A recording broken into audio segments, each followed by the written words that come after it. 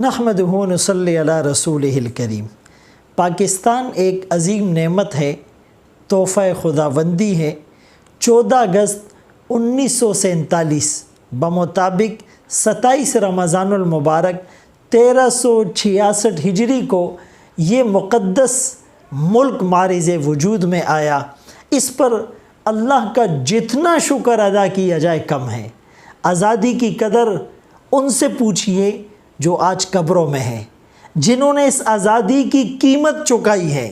جنہوں نے اپنی نسلوں کو قربان ہوتے دیکھا ہے، جنہوں نے اپنی جائیدادوں کو، اپنی املاک، اپنی پراپرٹی کو چھوڑا ہے، جنہوں نے اپنی پیدائش کی جگہ کو چھوڑ کر اس ملک کو اور اسلام کو اختیار کیا ہے۔ آج ہمیں ریئلائز ہی نہیں ہو سکتا، چونکہ لیس الخبر کالمعاینہ، دیکھی ہوئی اور سنی ہوئی بات میں زمین آسمان کا فرق ہے۔ قرآن کریم میں اللہ کریم نے آزادی کی، غلبے کی نعمت کو یوں ذکر کیا، وَاذْكُرُوا إِذْ أَنْتُمْ قَلِيلٌ مُسْتَضْعَفُونَ فِي الْأَرْضِ تَخَافُونَ أَنْ يَتَخَطَّفَكُمُ النَّاسُ فَآوَاكُمْ وَأَيَّدَكُمْ بِنَصْرِهِ۔ یاد کرو وہ وقت جب تم کم تھے، کمزور تھے، لوگ تمہیں پاؤں سے روندنا چاہتے تھے، اللہ نے تمہیں قوت دی، غلبہ دیا، اقتدار دیا۔ وَلَيُبَدِّلَنَّهُم مِّن بَعْدِ خَوْفِهِمْ أَمْنًا، وہ ضرور بضرور تمہارے خوف کو امن میں تبدیل کر دے گا۔ فَلْيَعْبُدُوا رَبَّ هَذَا الْبَيْتِ الَّذِي أَطْعَمَهُم مِّن جُوعٍ وَآمَنَهُم مِّن خَوْفٍ، اس بیت اللہ کے رب کی عبادت کرو جس نے بھوک میں کھلایا اور خوف کی حالت میں تمہیں امن دیا۔ ابراہیم خلیل اللہ نے بیت اللہ کی تعمیر کے وقت جب اپنی ذریت کو بسایا تو کیا دعا مانگی؟ رب اجعل ھذا البلد آمنا، اے میرے ربا اس شہر کو امن والا بنا۔ پاکستان امن کی علامت ہے۔ پاکستان میں ہم آزادانہ طور پر اسلامی خلافت کے نفاذ کے لیے تگ و دو کر رہے ہیں، کر سکتے ہیں، اس کی قدر کیجیے۔ اور بدقسمتی سے کچھ لوگ بانی پاکستان قائد اعظم محمد علی جناح رحمۃ اللہ علیہ کے ایک قول کو بنیاد بنا کر یہ بات کرتے ہیں کہ وہ اس ملک کو ایک سیکولر اسٹیٹ بنانا چاہتے تھے۔ تمہیداً یہ بات سمجھ لے کہ قائد اعظم محمد علی جناح رحمۃ اللہ علیہ، ڈاکٹر علامہ اقبال رحمۃ اللہ علیہ، ان دونوں حضرات کی زندگی کے 2 ادوار اور 2 کردار تھے، ایک پہلا ایک بعد کا۔ ان دونوں حضرات کا جو آخری دور تھا وہ مکمل اسلامی تھا، وہ مکمل خلافت کے سانچے میں ڈھلا ہوا تھا، وہ مکمل اکابرین اور زعمائے ملت کے پیروکار بن چکے تھے۔ تو بانی پاکستان کا وہ ایک جملہ جس کو یہ بنیاد بنا کر سیکولر اسٹیٹ کی راہ ہموار کرنا چاہتے ہیں کہ قائد اعظم محمد علی جناح رحمۃ اللہ علیہ نے ایک تقریر میں کہا تھا، you are free to go to your temple, you are free to go to your mosque اور ادر پلیسز آف ورشپ، کہ تم آزاد ہو، کوئی مندر جانا چاہے، کوئی مسجد جانا چاہے، کوئی کسی دیگر عبادت خانے میں جانا چاہے، تو یاد رہیں اسلام یہی درس دیتا ہے۔ اسلام ذمیوں کو حقوق فراہم کرتا ہے، معاہد کو حقوق فراہم کرتا ہے۔ وہ جو جزیہ دیتا ہے، یعطوا الجزیۃ عن ید وہم صاغرون، اس کے بدلے اسلامی ریاست اس کی جان، مال، عزت، آبرو کی مکمل تحفظ کی ذمہ داری دیتی ہیں، ضمانت لیتی ہے۔ ایون کہ کسی نے اگر معاہد اور ذمی کو قتل کر دیا تو قصاصاً قاتل کو قتل کیا جائے گا۔ لیکن اس کا یہ مطلب نہیں کہ آپ نئے نئے مندر بنائیں، آپ نئے نئے ان کے لیے گرجا گھر بنائیں، اور وہ بھی بغیر ضرورت، یعنی بغیر ضرورت تو دوسری مسجد بھی نہیں بنائی جا سکتی، اس کے لیے بھی کرائیٹیریا ہوتا ہے۔ تو ان کی تعداد کم ہے، وہ منارٹی اور اقلیت میں ہیں، اور ان کے آلریڈی پہلے سے جو مندر اور گرجا گھر ہیں وہ ان کے لیے کافی ہیں، وہ بھی ویران ہیں، اور وہ تقاضا بھی نہیں کر رہے، وہ ڈیمانڈ بھی نہیں کر رہے، اس کے باوجود کثرت کے ساتھ یہ چیزیں بنانا، یہ اسلامی ریاست کے اصولوں کے بالکل خلاف ہے۔ یاد رہیں قائد اعظم محمد علی جناح رحمۃ اللہ علیہ کی تقاریر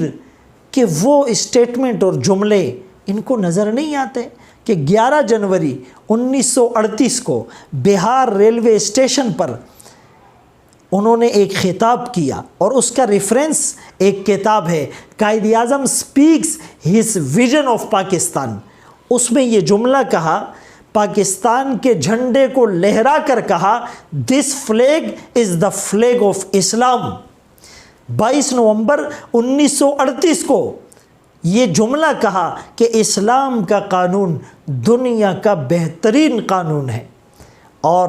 یوں بھی کہا کہ لوگ یہ سوچتے ہیں کہ we are introducing religion into politics, کہ ہم مذہب کو سیاست میں داخل کر رہے ہیں، تو فرمانے لگے ہم فخر کرتے ہیں کہ ہمارا اسلام، ہمارا مذہب ایک مکمل ضابطہ حیات ہے، کمپلیٹ کوڈ، اس میں ہر شعبے سے متعلق رہنمائی موجود ہے۔ قائد اعظم محمد علی جناح رحمۃ اللہ علیہ نے 25 جنوری 1948 کو کراچی بار ایسوسی ایشن سے خطاب کرتے ہوئے کہا، Islamic principles today are as applicable to life, یعنی اسلامی اصول جس طرح 1300-1400 سال پہلے نافذ العمل تھے، آج بھی اس کو امپلیمنٹ کرنے کی ضرورت ہے، آج بھی وہ ایپلیکیبل ہیں، قیامت تک آنے والی انسانیت کے لیے وہ مشعل راہ ہیں، وہ رول ماڈل ہیں۔ اور اپنی وفات سے محض 2 دن پہلے پروفیسر ڈاکٹر ریاض علی شاہ سے جب ملاقات ہوئی تو بانی پاکستان نے کہا کہ جب میں یہ سوچتا ہوں کہ ہم پاکستان بنا چکے ہیں، ایک آزاد خطہ حاصل کر چکے ہیں، فرمایا میری روح کو سکون ملتا ہے، اور یہ کام میں اکیلے نہیں کر سکتا تھا، یہ محمد مصطفیٰ صلی اللہ علیہ وسلم کا روحانی فیض ہیں۔ اسی لیے 27 رمضان المبارک، یعنی جو رمضان کا مہینہ آخری عشرہ اور لیلۃ القدر کی رات، اس مبارک رات میں اس ملک کا مارز وجود میں آنا یہ اتفاقی نہیں ہے، یہ ایک روحانی فیض تھا۔ فرمایا پاکستانیوں کی رسپانسبلٹی ہے کہ وہ یہاں پر خلافت راشدہ کا نظام نافذ کریں۔ اگر بانی پاکستان کے اسلامی تشخص کو اجاگر دیکھنا چاہتے ہیں تو 1946 میں یعنی 46 میں برطانوی پارلیمنٹ کا ایک وفد آتا ہے، 10 رکنی وفد ہے، اور اس کے چیئرمین رابرٹ رچرڈ ہیں۔ جب یہ وزٹ کرتے ہیں قائد اعظم کی شخصیت پر، یہ اپنی رپورٹ لکھتے ہیں اور کہتے ہیں mister Jinnah is the sword of Islam resting in a secular scabbard, کہ قائد اعظم محمد علی جناح اسلام کی تلوار ہیں، لیکن وہ ایک سیکولر نیام اور ڈھانچے میں ہیں۔ بظاہر ان کا حلیہ زیادہ اسلامی نظر نہیں آتا تھا، لیکن ان کی سوچ، ان کا ویژن، ان کا سکول آف تھاٹ، ان کا ایم آف لائف، ان کا اوپینین، ان کا ایجنڈا 100% اسلامی تھا۔ تو پاکستان کا مطلب کیا؟ لا الہ الا اللہ۔ جب ایک موقع پر بانی پاکستان سے پوچھا گیا آپ کا دستور کیا ہے، تو قرآن کریم اٹھا کر کہا، لوگ ہم سے پوچھتے ہیں آپ کے ملک کا دستور کیا ہے، ہمارا دستور تو 1300-1400 سال پہلے قرآن کی شکل میں آ چکا ہے۔ جب ایک صحافی نے سوال کیا آپ جس ملک کو بنانے جا رہے ہیں اس پاکستان کا مطلب کیا ہے، 6 سالہ بچے کو بلا کر پوچھا پاکستان کا مطلب کیا، اس نے جوش اور ولولے سے کہا پاکستان کا مطلب کیا، لا الہ الا اللہ۔ اس نعمت کی قدر کیجیے۔ اور ایک نیگیٹو پروپیگنڈا جو کیا جاتا ہے بعض اکابر کا نام لے کر کہ جی وہ پاکستان کے اور قیام پاکستان کے خلاف تھے، مولانا ابوالکلام آزاد رحمۃ اللہ علیہ، مولانا حسین احمد مدنی رحمۃ اللہ علیہ، امیر شریعت مولانا عطا اللہ شاہ بخاری رحمۃ اللہ علیہ، تو یاد رہے یہ حضرات ہمارے اکابر قیام پاکستان کے مخالف تھے، لیکن ان کا اختلاف اجتہادی تھا۔ کہ ہم پورے ہندوستان پر حکومت کرنے کے اہل ہیں۔ 800 سال اس ہندوستان کی دھرتی پر، بر صغیر پاک و ہند پر مسلمانوں نے حکومت کی تھی، ہم پورے ہندوستان پر حکومت کرنا چاہتے ہیں۔ ایک الگ خطہ لے کر ہم سارا ٹکڑا ان کو حوالے نہیں کر سکتے، یہ سوچ کار فرما تھی۔ لیکن جب پاکستان بن گیا تو مولانا ابوالکلام آزاد رحمۃ اللہ علیہ نے جب قلات کے نواب احمد یار خان نے اپنے نمائندے کو بھیجا کانگریس کے رہنماؤں سے ملاقات کے لیے، ان کا ارادہ قلات کو انڈیا کے ساتھ ضم کرنے کا تھا، مولانا ابوالکلام آزاد رحمۃ اللہ علیہ نے ان کی کاؤنسلنگ کی کہ آپ اس کو پاکستان کے ساتھ شامل کریں، پاکستان بننے کے بعد اس کے استحکام کے لیے سر توڑ کوششیں کرنا ہر محب وطن مسلمان اور پاکستانی کے لیے لازم ہے۔ اپنے اختلاف کو انہوں نے ختم کر دیا تھا۔ حسین احمد مدنی رحمۃ اللہ علیہ نے پاکستان کے مارز وجود میں آنے کے بعد پاکستان کے اندر اپنے عقیدت مندوں کو جو خط لکھا، جو پیغام دیا کہ اب اس ملک کے استحکام کے لیے ہر طرح کی قربانی دینے کے لیے تیار ہو جاؤ، اور فرمانے لگے ہمارا قیام پاکستان کے وقت کا اختلاف تو ایسا تھا جیسے اختلاف ہو جائے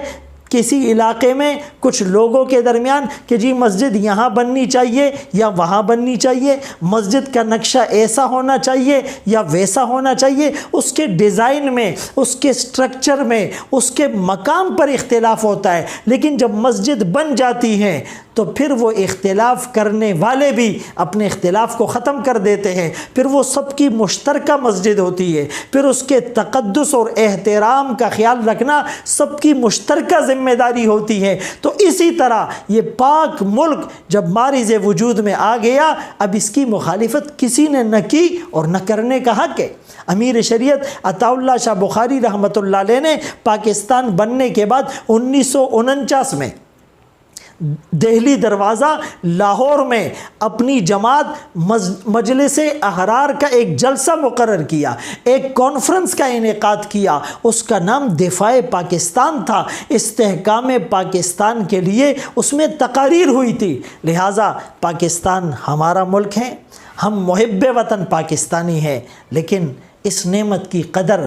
گانے گا کر، ڈانس کر کے، اسکوٹروں سے سائلنسر نکال کر، اپنے چہروں پر پینٹ کر کے، کروڑوں روپے کی جھنڈیاں لگا کر، بیجز اور لائٹنگ کر کے اس کا شکر ادا نہ کرے، یہ شکر نہیں ناشکری ہے، اسراف ہے، فضول خرچی ہے، تبذیر ہے۔ جس اللہ نے یہ ٹکڑا ہمیں دیا، اسی ٹکڑے کے اندر اس اللہ کی نافرمانی ہے۔ خدا را شکر ادا کیجئے، نمازیں پڑھ کر، نفلی روزے رکھ کر، لوگوں کی خدمت کر کے، خلق خدا کے ساتھ تعاون کر کے، کرپشن، بدعنوانی، لوٹ مار، جھوٹ، خیانت اور جتنی چیزیں اس ملک کے استحکام کے لیے زہر قاتل ہے، اس ملک کی سالمیت کے لیے نقصان دہ ہیں، اس سے توبہ کیجئے، آپس میں محبتیں بانٹیے۔ اے اللہ اس دھرتی کو ہمیشہ قائم اور دائم رکھ، دن دگنی رات چگنی ترقی نصیب فرما، ہمیں آپس میں اتحاد اور اتفاق کا، امن و اخوت کا، مساوات کا پیکر بنا۔ وآخر دعوانا ان الحمد للہ رب العالمین۔